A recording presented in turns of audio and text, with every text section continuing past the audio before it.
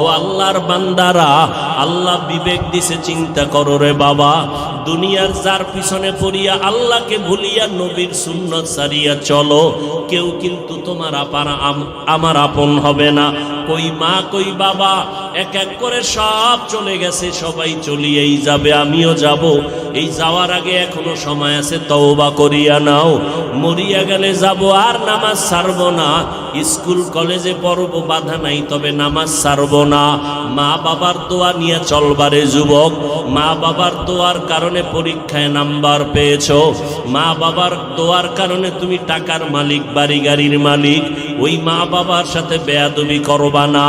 মা বাবার থেকে দোয়া নিয়ে চলবা, আলেম ওলামাদের দোয়া নিয়ে চলবা, বিরোধিতা করবা না, বেয়াদবি করবা না। এবং দেশের বিরুদ্ধে, জাতির বিরুদ্ধে কোনো ষড়যন্ত্র করবা না। পিছনে যদি অন্যায় করিয়েই থাকো, আমার মাওলা বড় দয়ার মালিক, তার কাছে মনে মনে ডাকো আর বলো, আল্লাহ জীবনে বহু অন্যায় করেছি, গুনাহ করেছি, অন্যায় করেছি, অন্যের হক নষ্ট করেছি, কত মানুষের টাকা আত্মসাৎ করেছি, কত মানুষের জমিন আমি জবরদখল করেছি। আজকে থেকে আর গুনাহ করব না রে আল্লাহ, কারো হক নষ্ট করব না। জবান দিয়া গালি, মিথ্যা, গীবত, শিকায়াত করব